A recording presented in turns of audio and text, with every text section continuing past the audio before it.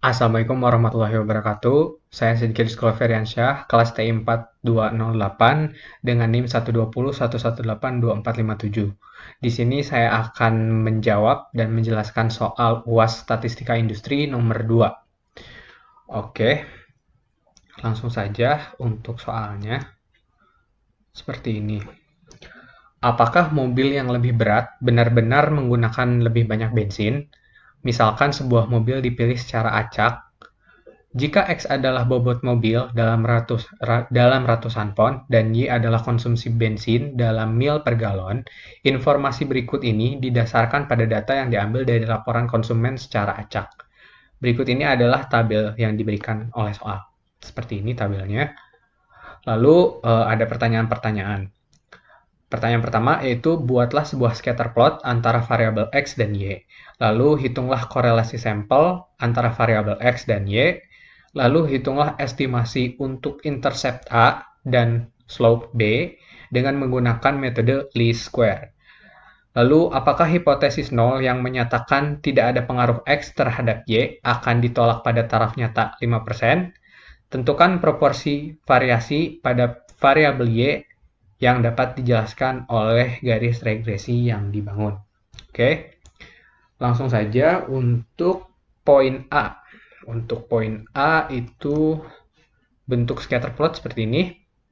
Jadi scatter plot ini berfungsi untuk menyediakan informasi yang mana informasi ini adalah mengetahui bahwa adanya hubungan antara dua variabel, di mana variabel yang ada di sini adalah variabel X dan Y. Kita bisa lihat di sini ada garis-garisnya dan titik-titik ini mendekati garis. Ini merupakan hubungan korelasi negatif. Oke. Lalu untuk poin B, korelasi sampel antara variabel X dan Y. Kita lihat dulu seperti ini, ada tabel yang disajikan. Tabelnya itu terdiri dari 8 data yang diberikan tadi di tabel awal di soal. Ada XI atau X, YI atau Y, X bar. X bar ini adalah rata-rata dari XI ini, terus Y bar itu rata-rata dari YI, lalu XI min X bar yaitu XI dikurangi X bar, lalu XI kurang X bar kuadrat ini dikuadratkan, lalu YI kurang Y bar ini ada YI dikurang Y bar seperti itu, dan YI kurang Y bar ini ada dikuadratkan. Dan yang terakhir ada YI kurang Y bar kali XI min X bar. Lalu ini kita jumlahkan untuk XI min X bar dikuadratkan, XY min Y bar dikuadratkan, dan XI min Y min Y bar kali XI min X bar ini semuanya dijumlahkan. Seperti ini, sudah dijumlahkan. Lalu terdapat rumus seperti ini, karena kita mau mencari korelasi, yaitu menggunakan R ini. Nah, sudah tadi dijumlahkan, ini ada rumus di sini, ini jumlahnya. Jadi X min X bar min Y min Y bar, jumlahnya yaitu min 427,63, dan untuk yang ini per X min X bar kuadrat dan Y min Y bar dikuadratkan. Nah, ini hasilnya yaitu 0,95. Di mana 0,95 ini bernilai mendekati negatif 1. Maka dari angka tersebut terdapat indikasi hubungan negatif antara X dan Y dengan korelasi negatif sebesar 0,95. Oke, lanjut untuk menentukan slope dan intercept. Slope dan intercept ini tadi menggunakan metode least square. Dan metode least square itu sendiri terdapat rumus seperti ini.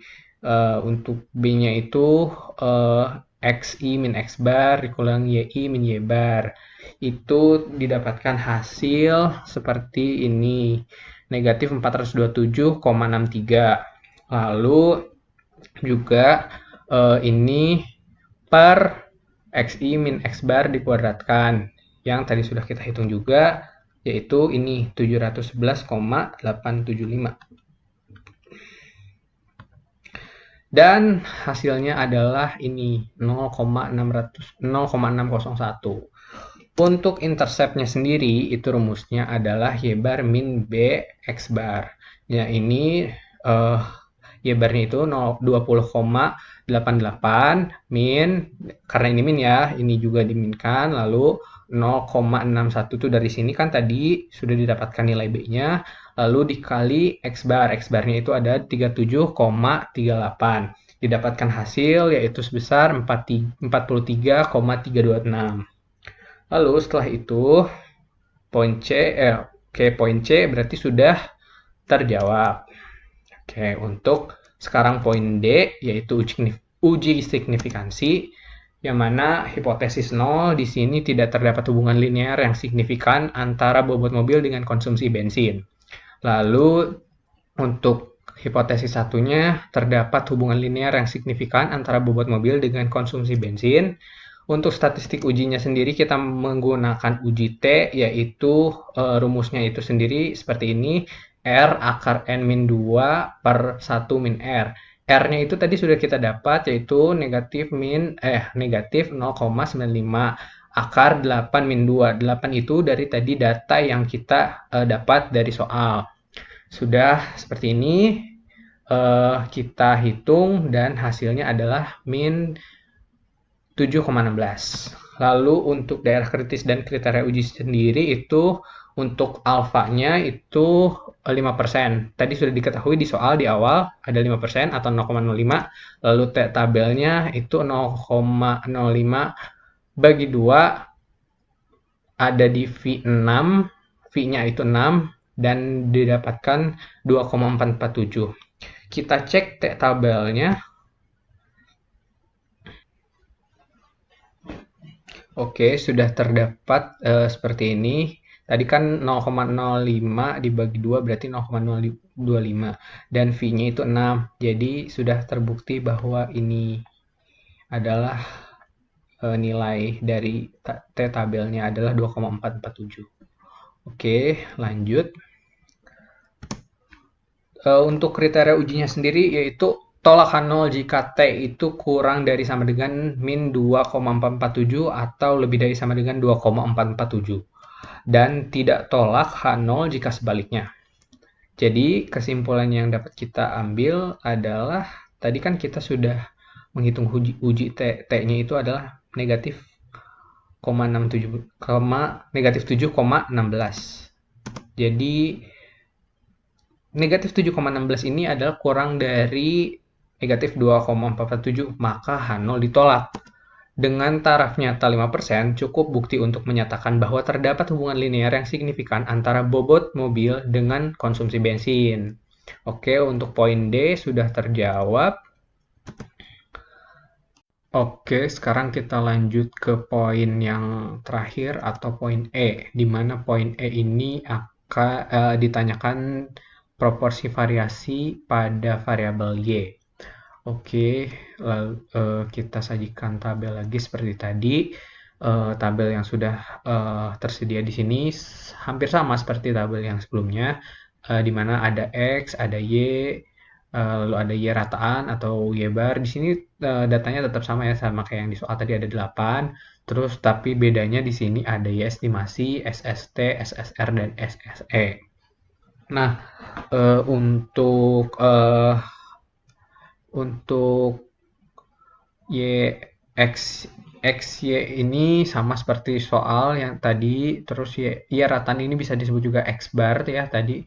Namun di sini Y estimasi. Nah, Y estimasi ini kita bisa dapat dari tadi yang perhitungan slope tadi, perhitungan slope sama intercept tadi, di mana A ditambah B dikali X. Nah, seperti ini nih contohnya.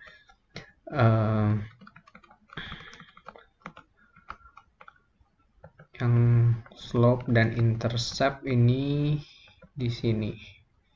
Nah, ini A ditambah B dikali X. Ini A-nya itu 43,326 ditambah 0, ini maaf tadi itu negatif. Tadi di sebelumnya juga harusnya negatif. Negatif 0,601 ini negatif sebenarnya.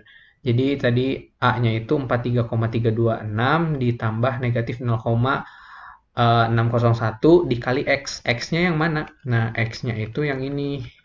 X-nya itu yang ini. Nah, X-nya itu yang ini. X-nya itu ada 27, 44, 32, 47, dan lain-lain. Dan ini hasilnya, ya estimasi itu seperti ini tadi. Yang A tambah B kali X, kayak gitu. Seterusnya ke bawah ini. X-nya itu yang diganti itu X-nya yang ini. Nah, terus untuk SST sendiri itu tadi sama kayak yang di sini ya. SST itu sama seperti yang di sini. Nah, ini SST YI dikurang Y bar, ini SST. Nah, lalu untuk ininya,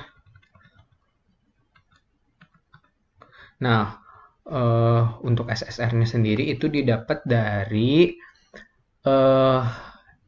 Y rataan atau Y bar dikurangi Y estimasi dikuadratkan. Ini hasilnya. Nah, ini 20,875 dikurang 27,107 dikuadratkan, hasilnya ini. Ini dikurang ini dikuadratkan, hasilnya ini. Begitu seterusnya. Nah, dari sini itu SST, SSR-nya dijumlahkan, dapat segini, dan SSE ini didapat dari pengurangan antara 286 dikurang 286,875 dikurang 256 dihasilkan 30. Nah, seperti ini model regresinya, ini 256,87, errornya atau SSE-nya 30, dan totalnya 286. Oke. Ini tuh berarti nyari R kuadrat kan. Nah, R kuadrat ini SSR per SST. Jadi SSR-nya itu tadi kita dapat 256,875 per 286,875. Itu kalau kita persenkan hasilnya adalah 89,5%. Dapat kita tarik kesimpulan bahwa variasi pada konsumsi bensin mampu menjelaskan rata-rata sebesar 89,5% oleh variasi pada bobot mobil pada model regresi. Sedangkan sisanya 10,5% dijelaskan oleh variasi variabel lain yang tidak dimasukkan ke dalam model atau bisa disebut juga komponen error. Nah, 10,5% ini kita dapat dari 100% dikurangi 89,5%, begitu. Oke, jadi semuanya sudah terjawab dari poin A sampai poin E. Saya rasa cukup. Sekian dari saya. Mohon maaf bila ada kesalahan. Wassalamualaikum warahmatullahi wabarakatuh.